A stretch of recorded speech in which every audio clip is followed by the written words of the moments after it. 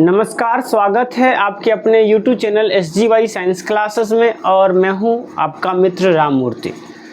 तो साथियों, इस वीडियो सीरीज़ में एक बार फिर से हम लोग बातचीत करने के लिए आए हैं BPSC TRE4 और बिहार पुलिस से संबंधित कुछ महत्वपूर्ण GK GS के प्रश्न पर।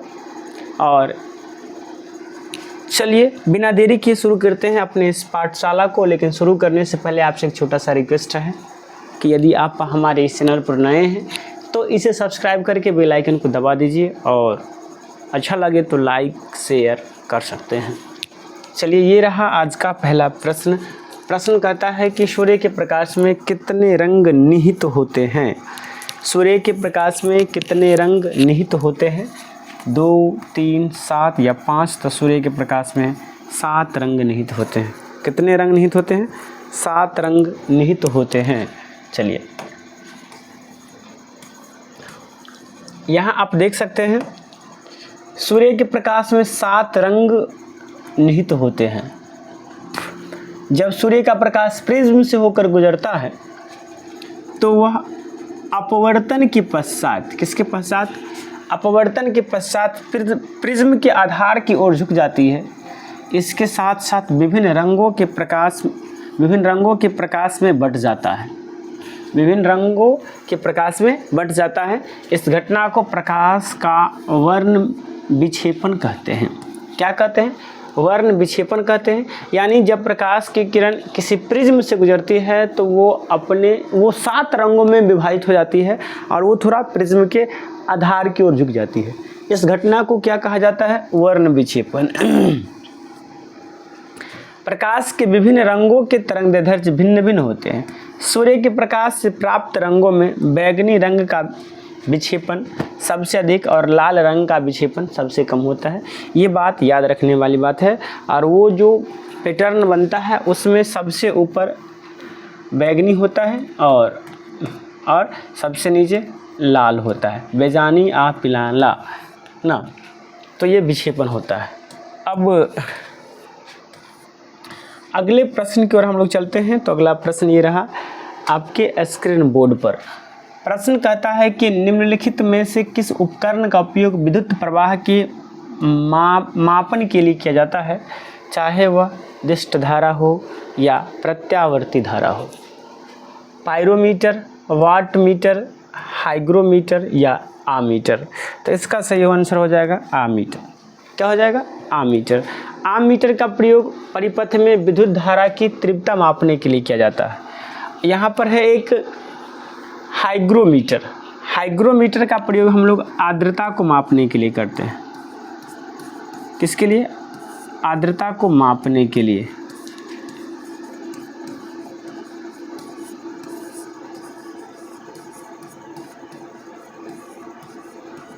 आर्द्रता को मापने के लिए हाइग्रोमीटर का प्रयोग करते हैं। उसके बाद एक आता है पेटोमीटर। क्या आता है? पेटोमीटर। याद रखेंगे, हम लिखते हैं पेटोमीटर। पेटोमीटर का प्रयोग किया जाता है पौधों में वाष्प उत्सर्जन की दर को मापने के लिए। किसको? वाष्पोत्सर्जन की दर को मापने के लिए। वाष्पोत्सर्जन की दर की मापन।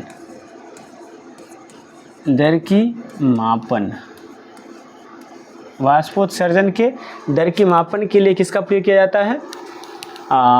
पोटोमीटर का प्रयोग किया जाता है। इसके बाद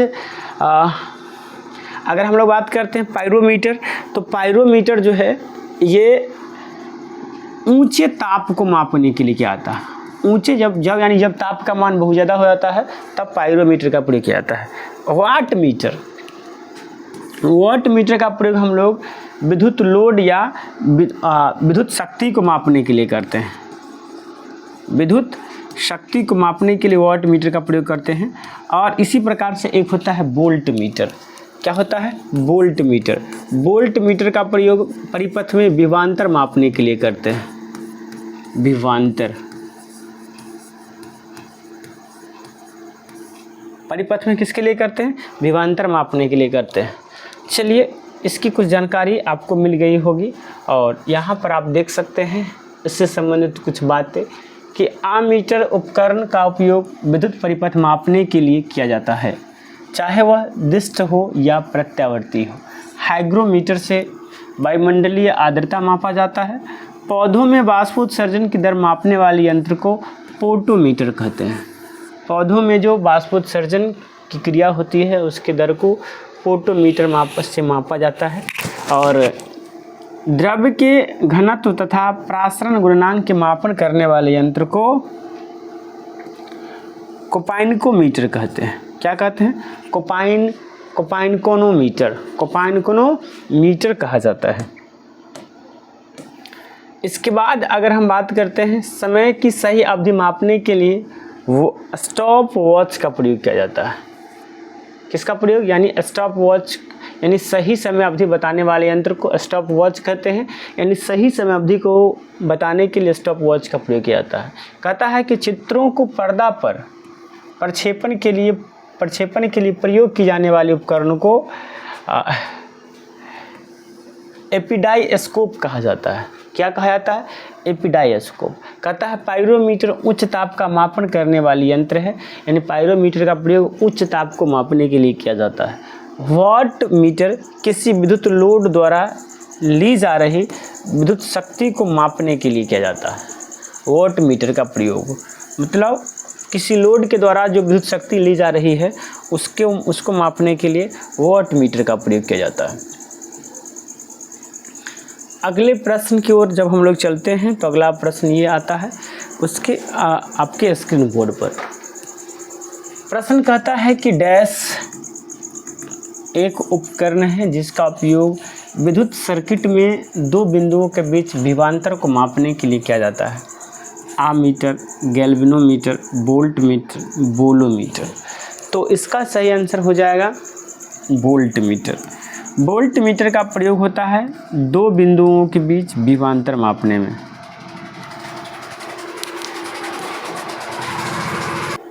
दो बिंदुओं के बीच विभवांतर मापने में।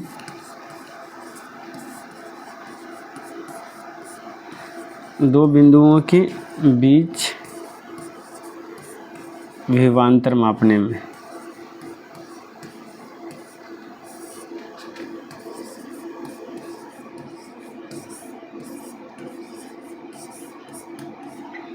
इसके अलावा आममीटर का प्रयोग होता है विद्युत धारा की तीव्रता मापने में। विद्युत धारा की तीव्रता मापने में। चलिए अब आप बताएंगे बोलोमीटर और गैल्वेनोमीटर का प्रयोग किस में किया जाता है, बताइए।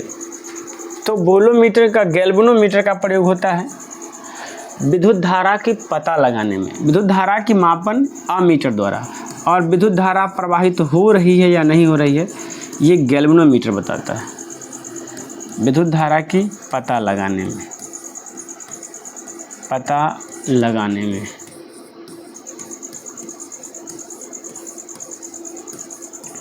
अब बताइए बोलोमीटर। बोलिए जल्दी, बोलोमीटर का प्रयोग किस में किया जाता है, जल्दी बताइए। चलिए तो ये जो प्रश्न है इसका आंसर आप हमें, यानी बोलोमीटर का प्रयोग किस में किया जाता है ये हमें कमेंट बॉक्स में आप लोग बताएंगे। वैसे फिलहाल इसका आंसर क्या हो जाएगा, वोल्टमीटर। बोलोमीटर के बारे में कमेंट बॉक्स में आप लोग बताएंगे। चलिए जो बात हमने आपको बतलाई है वो यहाँ पर लिखा गया है कि वोल्टमीटर एक उपकरण है जिसका उपयोग विद्युत सर्किट में दो बिंदुओं के बीच विद्युत विभवांतर को मापने के लिए किया जाता है। आममीटर या एमीटर विद्युत धारा के परिमाण को मापने वाला यंत्र है। आममीटर विद्युत धारा को एम्पियर में मापता है, इसलिए इसे एम्पियर मीटर भी कहा जाता है। आगे कहता है कि गैल्वेनोमीटर किसी परिपथ में विद्युत धारा को पता लगाने वाला यंत्र है, यानी ये पता लगाता है कि उसमें विद्युत धारा है या नहीं है। अगले प्रश्न की ओर जब हम लोग चलते हैं तो अगला प्रश्न ये रहा आपके स्क्रीन बोर्ड पर, इसे पढ़िए और बताइए। प्रश्न कहता है कि सूर्य के प्रकाश की लाल और हरे रंग के तरंग दैर्ध्य के अलावा महासागरों में जल के अणुओं द्वारा सूर्य के प्रकाश के अन्य कौन से रंग का तरंग दैर्ध्य अवशोषित की जाती है। पीली रंग, नीली रंग, नारंगी रंग और बैगनी रंग। इनमें से कौन सा रंग है? तो यहाँ हो जाएगा पीली रंग। यानी कहने का मतलब है कि सूर्य के प्रकाश में जो 7 रंगों का मिश्रण होता है, उसमें से जो समुद्र के जो पानी होते हैं वो उसके लाल रंग, इसके अलावा हरे रंग, हरा रंग को तो अवशोषित करता ही करता है, हरा रंग के तरंग दैर्ध्य को तो अवशोषित करता ही करता है, इसके साथ साथ वो पीले रंग के तरंग दैर्ध्य को भी क्या कर लेता है? अवशोषित कर लेता है। तो यहाँ से एक प्रश्न ये बनता है कि समुद्र जो है वो सूर्य के 3 रंगों, सूर्य के प्रकाश के 3 रंग के तरंग दैर्ध्य को अवशोषित करता है, लाल, हरा, पीला। लाल, हरा, पीला। चलिए अब यहाँ पर आप देख सकते हैं कि सूर्य के प्रकाश की लाल और हरे रंग के तरंग दैर्ध्य के अलावा महासागर में जल के अणुओं द्वारा सूर्य के प्रकाश के अन्य रंग पीले रंग का तरंग दैर्ध्य अवशोषित किए जाते हैं। जिस रंग का तरंग दैर्ध्य अधिक होता है उसका प्रकीर्णन कम होता है। ये बात याद रखेंगे, जिसका तरंग दैर्ध्य ज़्यादा उसका प्रकीर्णन कम। बैगनी रंग के प्रकाश का तरंग दैर्ध्य सबसे कम होता है, लाल रंग का तरंग दैर्ध्य सबसे अधिक होता है। आगे प्रकाश के तरंग दैर्ध्य को एंगस्ट्रॉन में मापा जाता है और आपको बता दें एंगस्ट्रॉन को कुछ इस प्रकार से सूचित किया जाता है और 1 एंगस्ट्रॉन बराबर होता है 10 के पावर -10 मीटर या 10 के पावर -8 सेंटीमीटर। चलिए, तो तरंग दैर्ध्य को एंगस्ट्रॉन द्वारा व्यक्त किया जाता है और 1 एंगस्ट्रॉन बराबर होता है 10 के पावर -10 मीटर। चलिए अब हम लोग अगले प्रश्न की ओर चलते हैं, लेकिन उससे पहले कुछ रंग है, इधर प्रमुख रंग और इधर उसके तरंग दैर्ध्य है। जैसे बैगनी रंग का तरंग दैर्ध्य होता है 3969 एंगस्ट्रॉन। नीले रंग का तरंग दैर्ध्य होता है 4861 एंगस्ट्रॉन और पीले रंग का होता है 5893 और लाल रंग का होता है 6563 एंगस्ट्रॉन।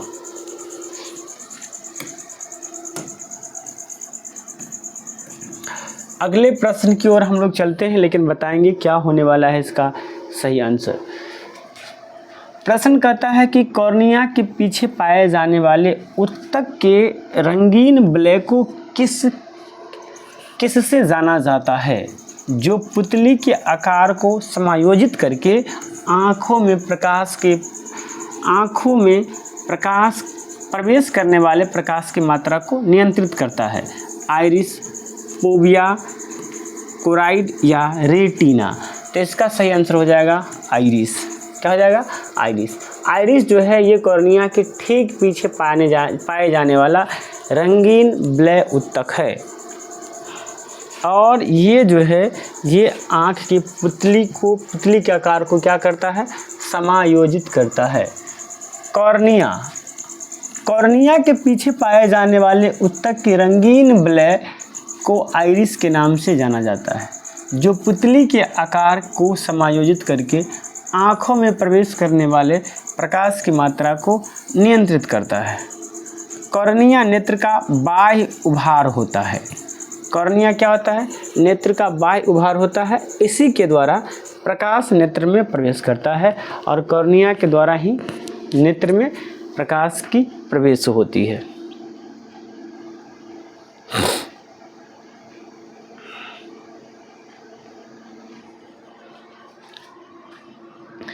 नेत्र का आइरिस भाग कैमरे के डायफ्राम की भांति कार्य करता है।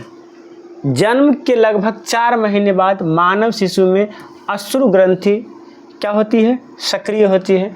यानी एक अश्रु ग्रंथि जो होता है, यानी आंसू वाला ग्रंथि, यानी जिससे आंसू बहता है, अश्रु ग्रंथि जहाँ आंसू का निर्माण होता है, वो जन्म के लगभग 4 माह बाद क्या होता है?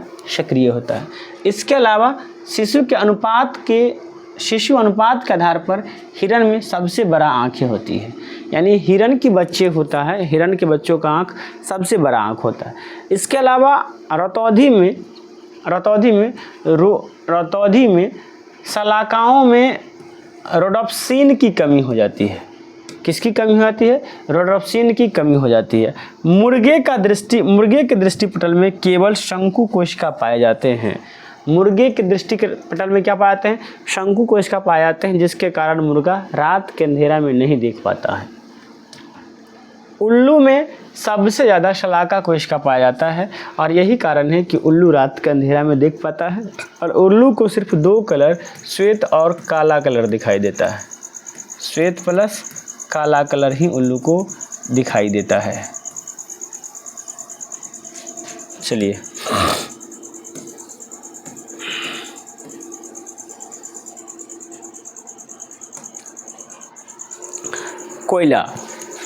कोयला के जलने की अभिक्रिया का उदाहरण है संयोजन, अपघटन, दोहरी विस्थापन या विस्थापन। तो देखिए, कोयला मतलब कार्बन और जलना मतलब ये ऑक्सीजन से अभिक्रिया करता है और कार्बन जब ऑक्सीजन से अभिक्रिया करता है तो ये बनता है कार्बन डाइऑक्साइड, यानी जूरा है। जूरा मतलब कैसा अभिक्रिया है? संयोजन अभिक्रिया। यानी कोयले का जलना किस अभिक्रिया का उदाहरण है? संयोजन अभिक्रिया का उदाहरण है। इस बात को आप यहाँ देख सकते हैं कि कोयले का जलना संयोजन अभिक्रिया का उदाहरण है। कोयला जलकर वायु के ऑक्सीजन से अभिक्रिया कर CO2 बनाता है। C प्लस O2 यहाँ से बनता है CO2। कहता है कि कोयला में मुख्य रूप से कार्बन होते हैं। मृत वनस्पति के धीमी प्रक्रम द्वारा कोयला में परिवर्तन को कार्बनीकरण कहते हैं। यानी जब पेड़ पौधे मर जाते हैं तो वो धीमी प्रक्रिया द्वारा धीरे धीरे कोयला में परिवर्तित होते हैं और इस प्रक्रिया को कार्बनीकरण कहते हैं। कोयला को जीवाश्म ईंधन भी कहते हैं। कोयला कैसा ईंधन है? जीवाश्म ईंधन है, याद रखेंगे। वायु में गर्म करने पर कोयला जलता है और मुख्य रूप से कार्बन डाइऑक्साइड गैस उत्पन्न करता है।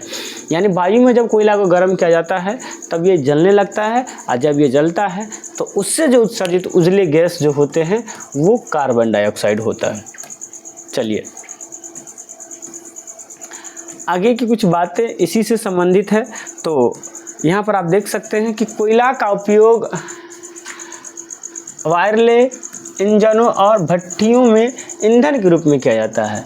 कोल गैस बनाने में, धातुकर्म में, अवकारक के रूप में तथा कई रासायनिक पदार्थों के निर्माण में भी किया जाता है। कोयला मुख्यतः 4 प्रकार के होते हैं: पीट, लिग्नाइट, बिटुमिनस एवं एंथ्रासाइट। कहता है कि लिग्नाइट को भूरा कोयला कहा जाता है। लिग्नाइट को क्या कहा जाता है? भूरा कोयला कहा जाता है। और एंथ्रासाइट सर्वोच्च किस्म का कोयला है। यानी सबसे अच्छा कोयला क्या है? एंथ्रासाइट है। और सर्वोच्च किस्म का कोयला क्या है? एंथ्रासाइट है। बिटुमिनस कोयला इंजन में जलाने तथा कोल गैस बनाने में काम आता है। यानी बिटुमिनस कोयला का प्रयोग हम लोग इंजन में करते हैं या कोल गैस बनाने के लिए बिटुमिनस का प्रयोग करते हैं। अब हम लोग अगले प्रश्न की ओर चलते हैं और अगला प्रश्न ये रहा आपके स्क्रीन बोर्ड पर। इसे पढ़िए और जवाब दीजिए क्या होने वाला है इसका सही आंसर। निम्नलिखित में से कौन सा एक प्राकृतिक अम्ल क्षारक संकेतक नहीं है? पेटूनिया का फूल, लाल गोभी के पत्ते और जिरेनिया के फूल या अजवाइन के पत्ते। तो इसका सही आंसर हो जाएगा अजवाइन के पत्ते। क्या हो जाएगा? अजवाइन के पत्ते।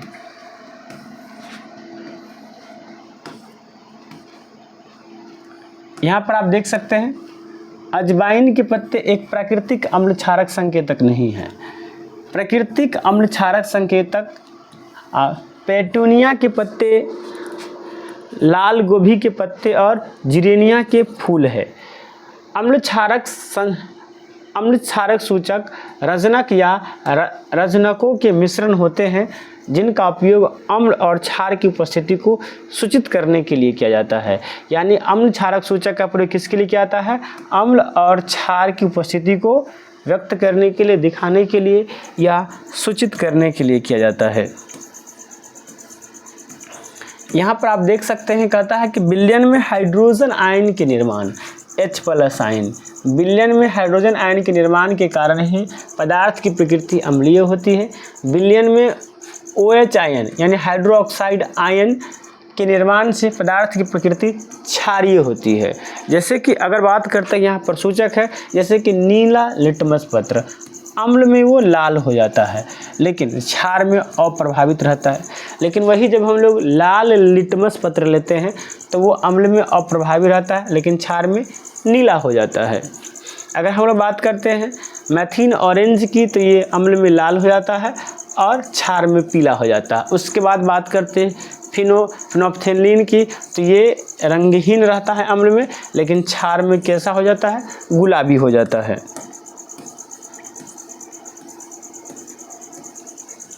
अब हम लोग अगले प्रश्न की ओर चलते हैं और अगला प्रश्न ये रहा आपके स्क्रीन बोर्ड पर, इसे पढ़िए और बताइए क्या होने वाला है इसका सही आंसर। चलिए वैसे हम देखिए, कहता है कि कृत्रिम फाइबर आसानी से आग पकड़ लेते हैं परंतु अग्निशामक कर्मियों की वर्दी में अग्नि प्रतिरोधी बनाने के लिए इस पर प्लास्टिक की कोटिंग की जाती है। मतलब इस पर किस प्लास्टिक की कोटिंग की जाती है, रेयॉन के, मेलाकाइन के, नायलॉन के या एक्रेलिक के। तो इस पर जो कोटिंग किया जाता है वो एक्रेलिक की कोटिंग किया जाता है। किसका कोटिंग किया जाता है, एक्रेलिक का कोटिंग किया जाता है। और दोस्तों अपनी इस पाठशाला को आज हम यहीं पर विराम देते हैं, शेष मिलेंगे अगले दिन। आपको कैसा लगा हमारा ये वीडियो कमेंट करके ज़रूर बताइएगा। चलिए मिलते हैं नेक्स्ट वीडियो में, आज के लिए इतना ही। जय हिंद जय भारत।